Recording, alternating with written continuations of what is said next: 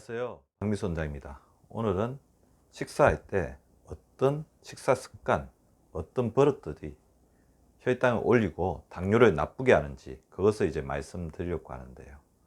사실 은연중에 이런 어떤 버릇들이 우리 몸속에 있는 호르몬들을 자극해서 당뇨에 좋은 영향 그리고 나쁜 영향을 미치게 되니 한번 보시고 본인의 어떤 식습관 중에 이런 어떤 습관들이나 버릇들이 무의식 중에 나오지 않는지 한번 체크해 보십시오.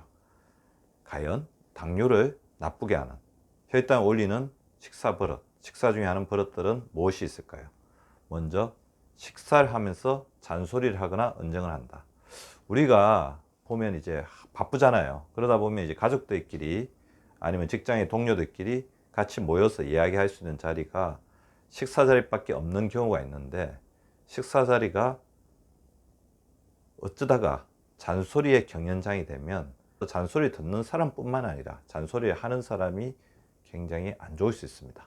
왜 그러냐면 잔소리를 한다는 것은 화, 분노, 그런 어떤 감정이잖아요. 그죠? 듣는 사람도 우울해지겠죠. 짜증나겠죠. 그래서 하나 분노를 이렇게 쏟을 때 우리가 생기는 이제 올라가는 이제 호르몬이 바로 코티졸과 아드레날린인데, 이런 스트레스 호르몬은 우리 몸의 혈당을 올리는, 왜냐하면 전투를 할 때는 우리 몸에 당이 있어야 됩니다. 그래서 혈당을 올리는, 우리 혈액 속에 혈당이 올라가는, 그래서 우리가 빨리 어떤 그런 것들을 이겨낼 수 있도록, 전투에서 이길 수 있도록 하는 어떤 원시적인 작용을 하는 거거든요. 그런데 이런 또 스트레스 호르몬이 올라가면 인슐린의 품질이 나빠집니다. 같은 공장을 쓰기도 하고 이 스트레스 호르몬 자체가 당을 많이 이렇게 만들어내기 때문에 인슐린이 또 바쁘게 이제 움직여야 되겠죠. 자, 이런 것들 자체는 또 심리적인 허기, 스트레스 받으면 우리가 심리적 허기를 더 많이 느낀다고 하잖아요. 배가 고프지 않은데도 배가 고픈 것처럼 느끼게 만드는, 위는 찾는데도 머리는 음식을 더 갈망하게 하는, 그래서 요새 유행하는 마인드풀 이팅, 우리가 뭔가 자기를 들여다보면서 먹자고 하는 찬찬히 먹기를 실패하게 만듭니다. 화나 분노, 짜증이 나다 보면 자기도 모르게 막 먹게 되잖아요. 자, 그래서 식사하면서 잔소리를 하거나 언쟁을 하게 되면 혈당이 오릅니다. 따라서 밥 먹으면서는 옆 사람의 칭찬만 하세요. 꼭 잔소리 하고 싶으시면 나중에 식사 끝나고 다음에 조용하게 하시는 것을 권유드립니다. 반찬보다 밥을 많이 먹죠. 한국 사람들이 단기간에 세계에서 가장 빠른 속도로 이제 비만 국가가 된 데는 반찬보다 밥을 많이 먹는 밥심, 거기서 이렇게 연유한다고 보는데요. 일단은 인슐린 문제가 됩니다. 밥은 혈당 지수가 우리 식탁에서 가장 높은 것입니다. 그래서 밥을 많이 먹다 보면, 반찬보다 많이 먹다 보면 고혈당이 되고, 고혈당은 또 인슐린 분비를 촉진시켜서 저혈당으로 되면서 고혈당, 저혈당, 고혈당, 저혈당, 인슐린의 품질을 떨어뜨리게 됩니다. 반면 단백질이나 지방은 필요 이상으로 많이 먹지 않는 이상은 포만감을 줘서 식사량을 줄여주는 효과를 가지거든요. 그래서 밥 한 번, 반찬 한 번 이렇게 드시지 말고 채소 한 번, 비채소 한 번, 밥 한 번, 채소 한 번, 비채소 한 번, 밥 한 번 이렇게 드시면서 밥에 먹는 횟수나 양을 줄여주시기 바랍니다.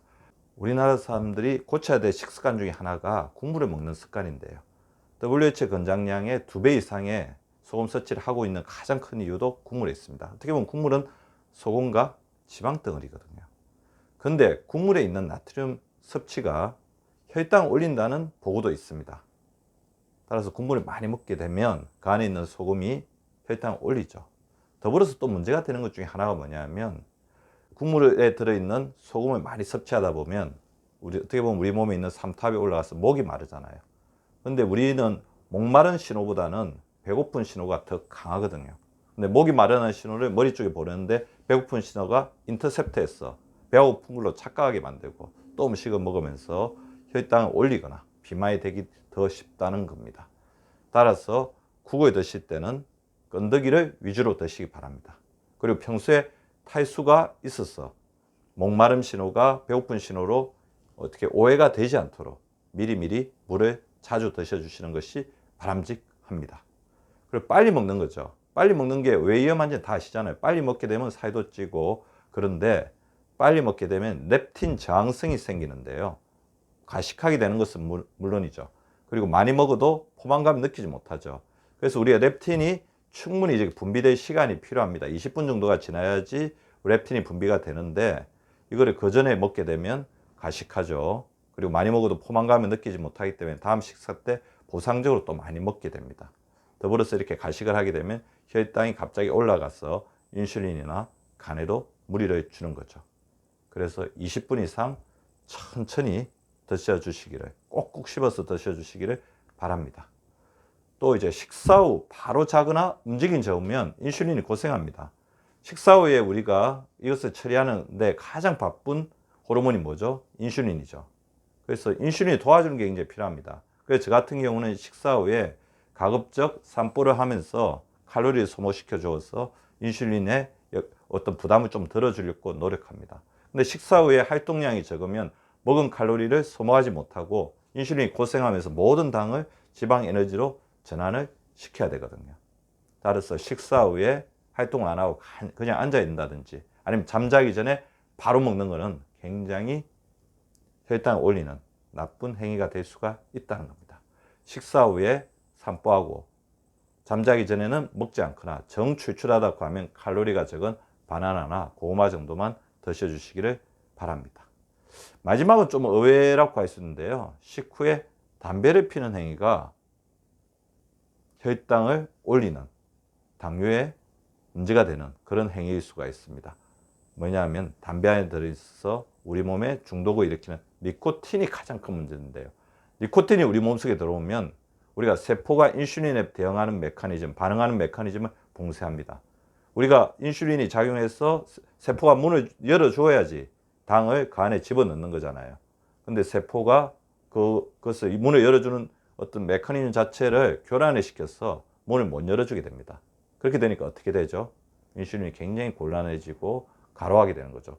더불어 문제는 당뇨가 있는 사람들은 안 그래도 이제 인슐린 기능이 떨어져 있는데 넣어주는 작용이 더욱더 이렇게 문제가 생기면 세포 자체가 안에 당을 이렇게 보존하지 못하니까 저혈당에 빠지기 쉽습니다. 따라서 식후에 니코틴, 식후에 흡연을 하는 것이 이렇게 당을 올리는 굉장히 위험한 행위일 수 있다는 것을 아마 처음 들으신 분들도 많으실 것 같은데요. 피치 못하다면 식사 시간이 오래 지난 후에 하시는 게 좋습니다. 뭐니 해도 금연이 최고죠. 혈관에도 세포에도. 오늘은 독일의 작가이자 저널리스트인 엘 베르네의 건강명언을 전해드리고 이 강의를 마치도록 하겠습니다. 질병은 1000개나 있지만 건강은 하나밖에 없다. 오직 하나뿐인 건강을 어찌 소홀히 할 것인가? 오직 하나뿐인 건강을 어찌 포기할 것인가? 병은 수천 가지나 되어 호시탐탐 건강을 노리고 있다. 병의 하살이나 채찍에서 벗어나기 위해 정신을 차려야 한다. 조심스레 건강을 돌보아야 한다. 오늘은 우리가 식사 중에 은연중에 하고 있는 행위 6가지가 혈당을 올리고 인슐린을 괴롭힌다는 것을 말씀드렸는데요.